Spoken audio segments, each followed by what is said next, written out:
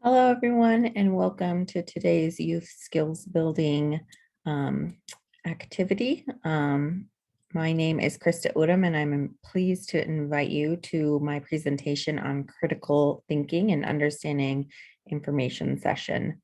I have 10 years of experience in health, primarily in mental health and in research.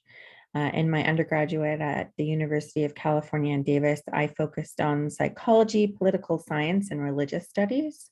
There, I studied bias and prejudice in science and in research, which sparked my interest in assuring validity and integrity in global health research by avoiding bias in building of reliable epidemiological measures. As a graduate student at Duke University in the Global Health Research Institute, I continued to build skills to combat biases.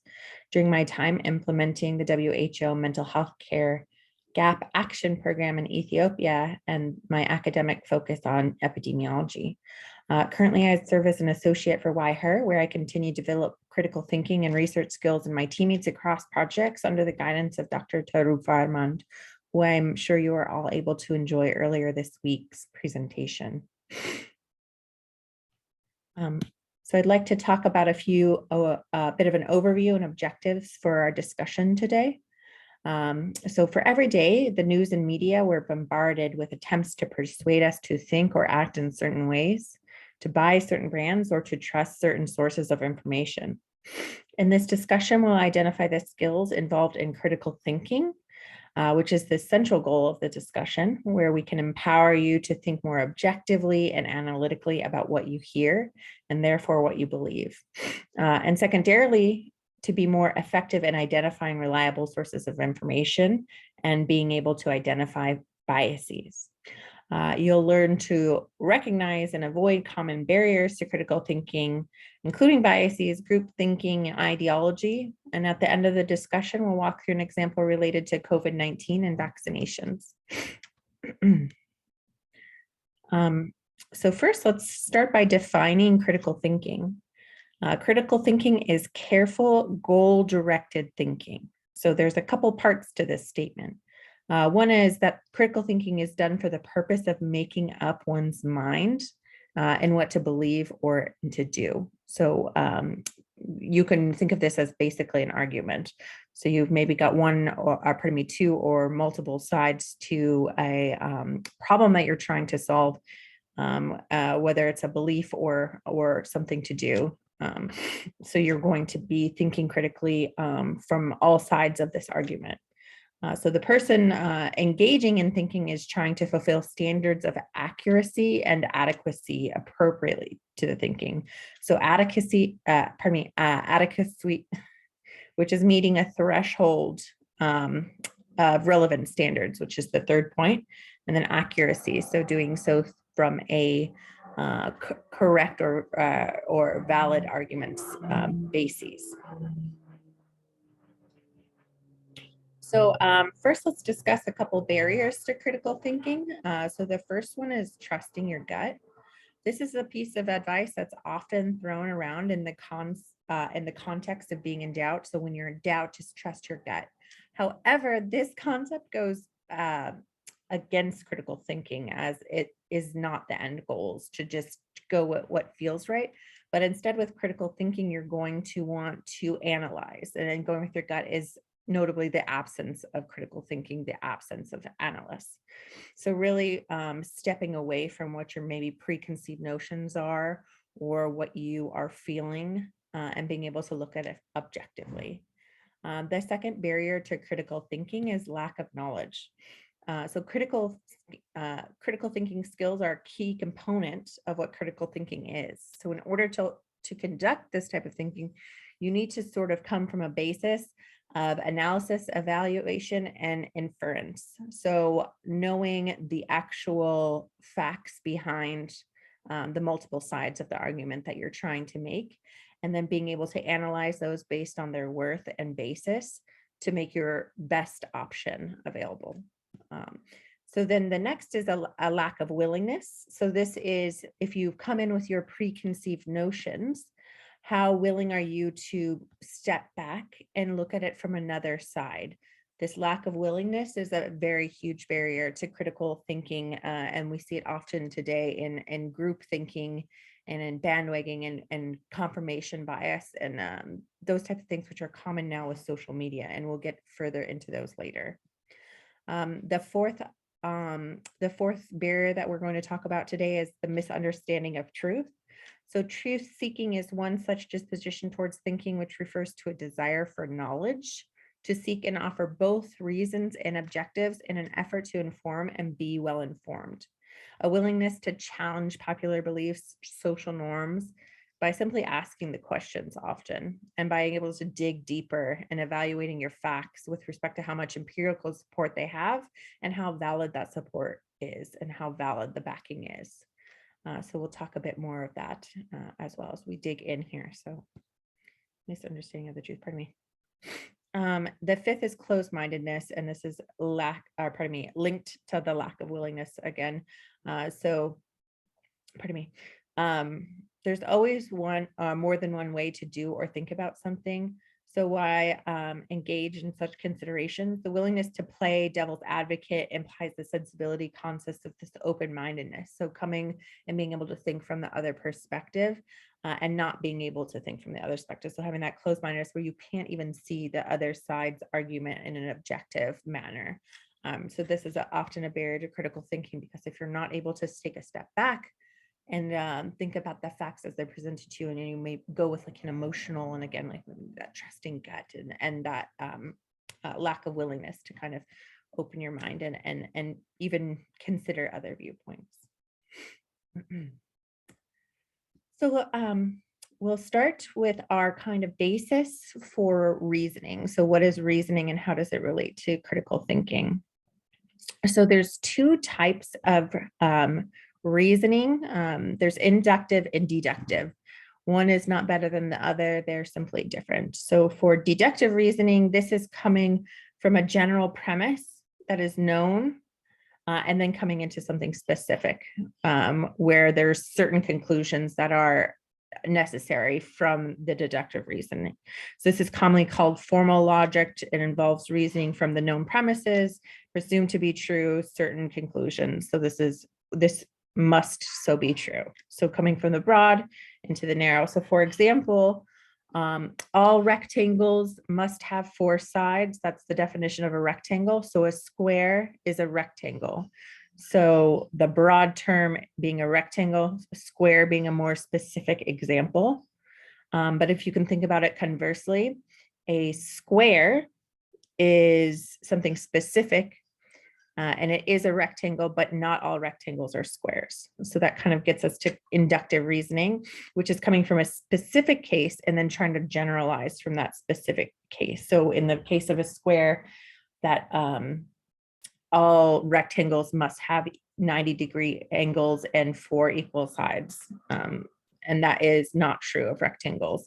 Another example is this kind of logic thinking. So if any of you are interested in law school or your LSTATs, you'll become aware of this form of reasoning.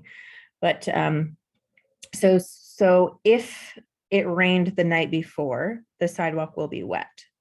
So from that, for deductive reasoning, you can only do the verse. So if the ground is not wet, it did not rain last night. So that is the inductive form of reasoning for that, knowing the inverse. The deductive form of reasoning would say it is wet on the ground, therefore it rained last night. While that is likely true, it is not necessarily true. So maybe the sprinklers went off at the neighbor's house and then the ground is wet. Maybe somebody spilled out their bath water into the road and the road is now wet. So there are other possible alternatives, but which is more likely? And we're going to focus today on this inductive reasoning because it's not absolutely necessary that that the reasoning comes from a accepted premise. So there's room for kind of that not necessarily, so that generalization, which is a lot of what the space that we work in with research, where we come up with specific examples. We have very specific data sets from a specific site from a specific research project, and we're trying to generalize, where again, like perhaps this is true, but of course, gathering more and more evidence will support that premise. So here we go. So counter to that type of reasoning, there are also common logical fallacies.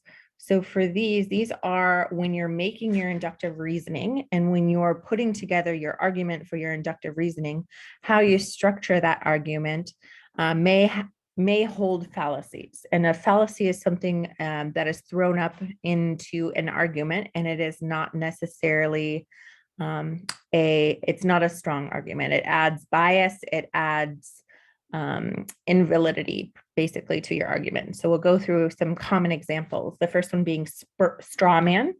So this fallacy is setting up a phony, weak, or extreme, ridiculous parody of an opponent's argument, and then proceeding to knock it down rather easily because, again, you've set this up as an easy way to like lay out the alternative. So if you were against vegetarianism, perhaps you'd say vegetarians will not eat animals because they say they have feelings, but have you ever heard a cow laugh or cry? And therefore veganism is nonsense.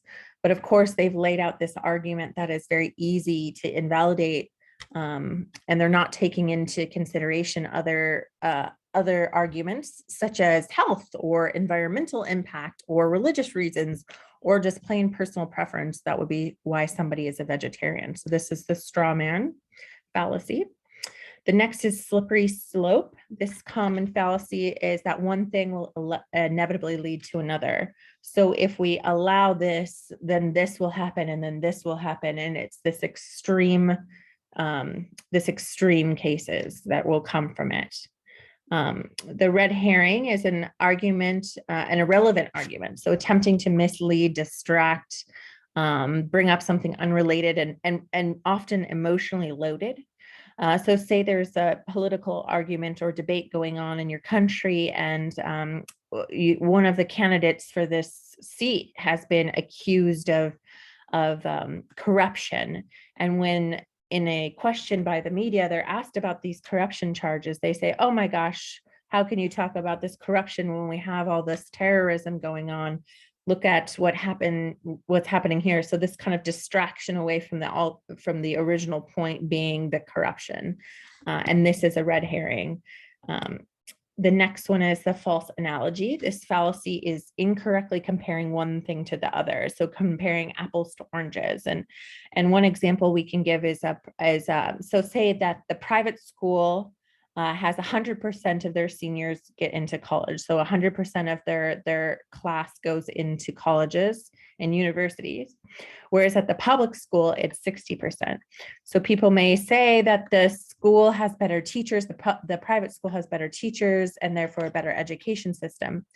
And that may be true, but the alternative is that private schools have an acceptance. So there's an application process. So those that are applying already to those private schools have reached a threshold in which they are higher achieving versus a public school where it is more general. Everyone is welcome. So that's this false analogy comparing apples to oranges. The next is confirmation bias. And I started to talk about this a bit earlier. So this is a fallacy of the common tendency to notice, search out, or select or share evidence that confirms your own standpoint or beliefs. And you oppose or ignore any contrary evidence. So this is, again, only looking at one side of the argument. And this fallacy, maybe, for example, if you were to see a fortune teller and they told you that you would meet somebody tall and dark and handsome, and therefore you're on the lookout for this tall, dark, handsome stranger, and therefore you're more likely to meet somebody who fits that description. So you've kind of confirmed that by your own preconceived notions. More contemporary example is social media and the ways in which we read media through social media on TikTok. Our algorithm and our For You page is already designed to confirm the beliefs in which we've already kind of established through our social media interactions. And that's a form of confirmation bias.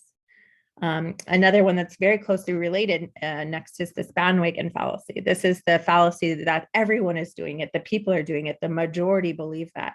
But again, in these social media holes that we get into, we have created this echo chamber where we see and perceive everyone to be talking about the same thing in the same way. And therefore, we believe that that is the standard.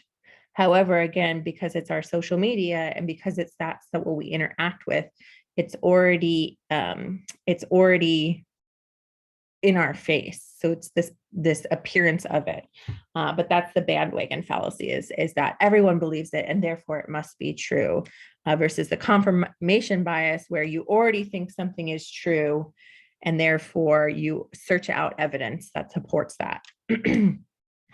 They're related but different. The next is an appeal to pity. So this is a fallacy of urging somebody to root for the underdog, regardless of the issue at hand. So I think a good example of this is, again, politicians, where often in the United States and elsewhere, you'll see candidates presented as outsiders, that they have not been in the political system, when really, if you think about it, this is a lack of a resume. So this is this appeal to pity, this rooting for the underdog, right? Because they're an outsider. This is not a strong argument to make. Again, yeah. And finally, our last logical fallacy that we'll get into detail in is the ad hominem argument. So this is a fallacy of attempting to refute an argument by attacking the opposition's intelligence, morals, education, qualifications, their personal characteristics, reputation, basically taking an argument and turning it around and attacking an individual. And again, this is very often seen in the political scenes, and in science as well. You'll see this credentialing, right? You only went to this school, not this school. Your university is located in this country, not this country. So this is not going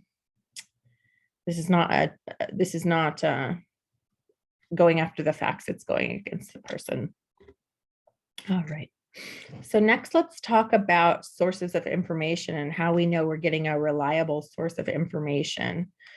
So when you first encounter an online source, you should actively search for the basic credentialing cues.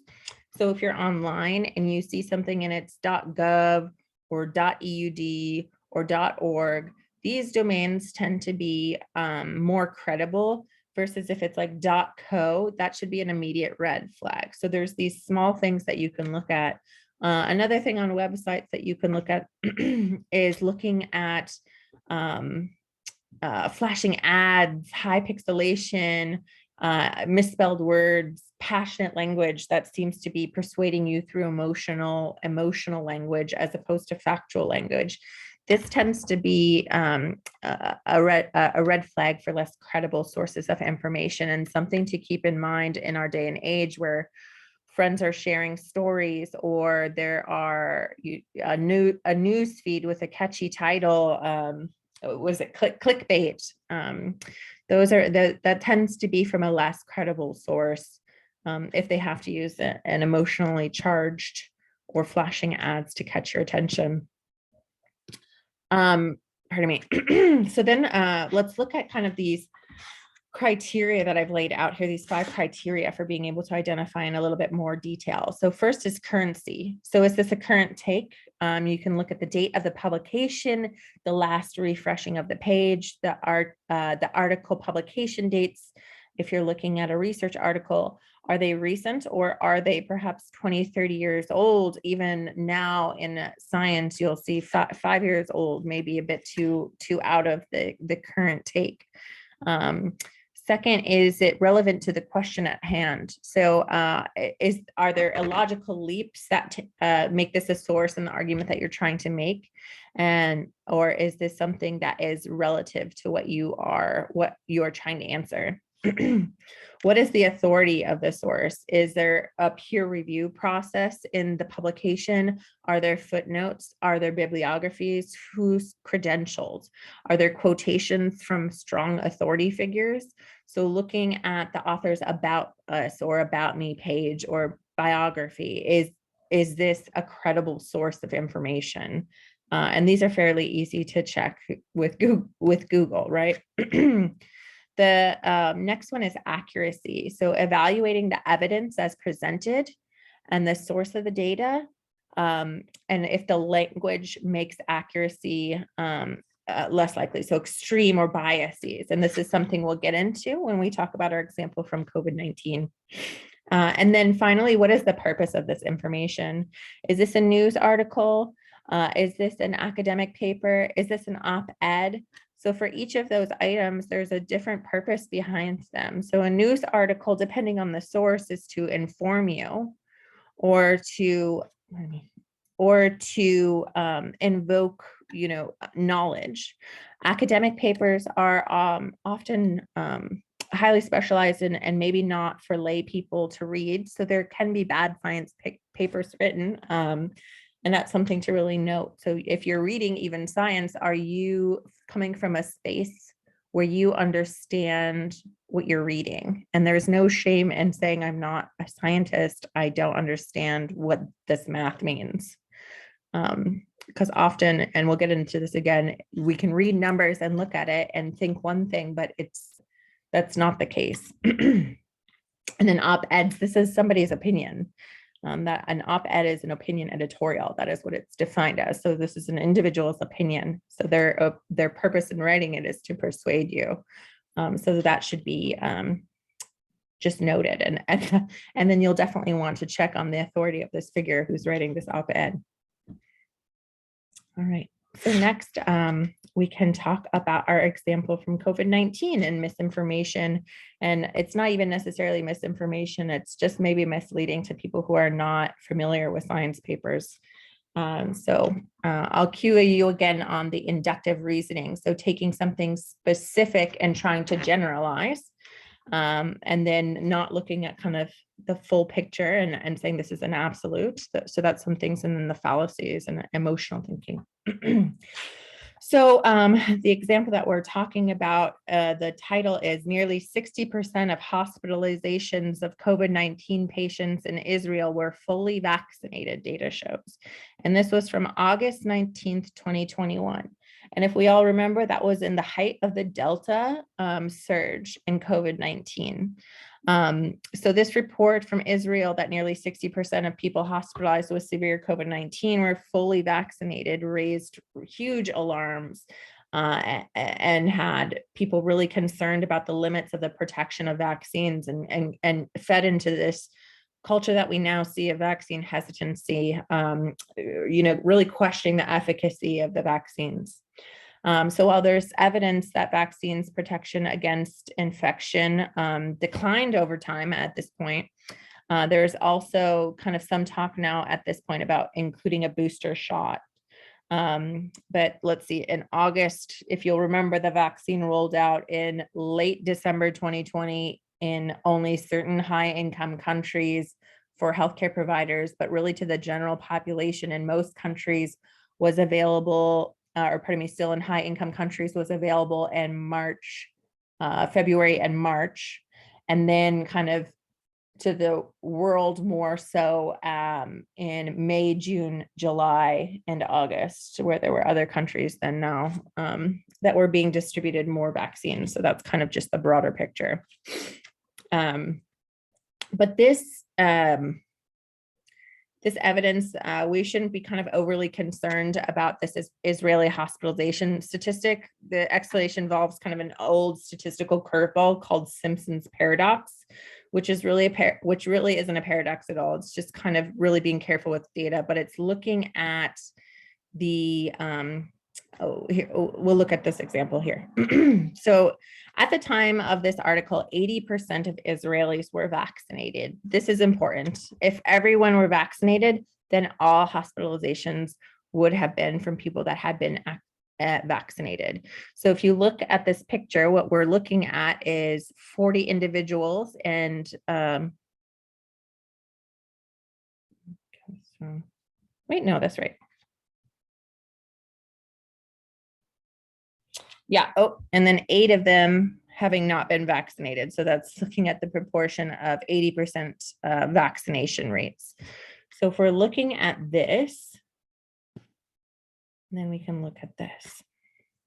In real life, talking about this paradox, there were 301 fully vaccinated people that had severe illness that required them to be hospitalized, and 214 hospitalized people that were not vaccinated at all. But again, if we're looking at the proportion of the population that was fully vaccinated compared to the proportion of the populations that were in the hospitals with severe cases of COVID, we can see that there's a huge disparity. So again, let's look at these examples. So if we're looking at the general population, it looks like this for the vaccine rates. And if we're looking at hospitalizations, we're seeing this.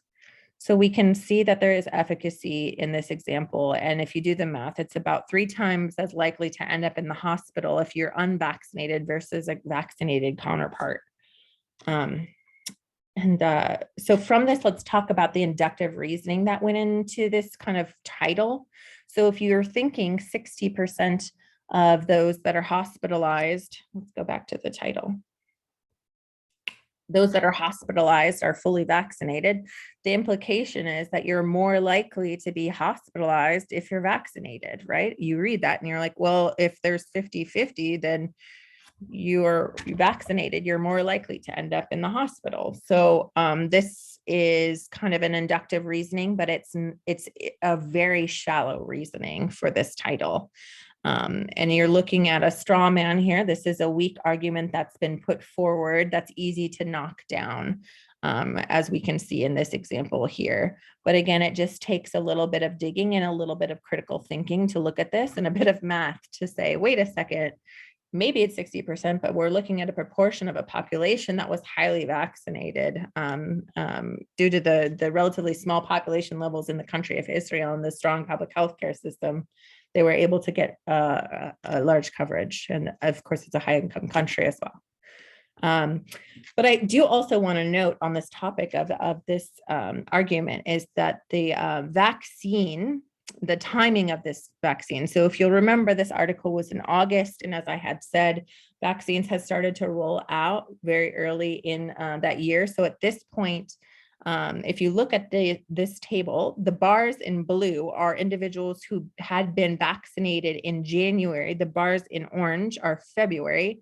The bars in green are March, and then April in yellow, and then purple is all fully vaccinated people. So across all of those levels. So when we're looking at this, we can see that for severe cases, which is that last one, the efficacy is extremely high. And even across the timing. So while we see that those that had been vaccinated in January, if you look at that first one, so just SARS-CoV vaccine infections overall, you'll see that there's a fairly large difference between January, February, and March and April. So you can see that taper in the chart where that shows that there's a tapering off of the effects of the vaccine, but that's for cases in general. But again, if you look at the severe, there's not a tapering off. It's not as dramatic. Everyone has fairly full coverage for severe COVID-19 cases. So that's not to say the booster is unnecessary, but this is just another thing to look at and to be able to understand the data and to look a bit closer and to come from a base of knowledge. Yes.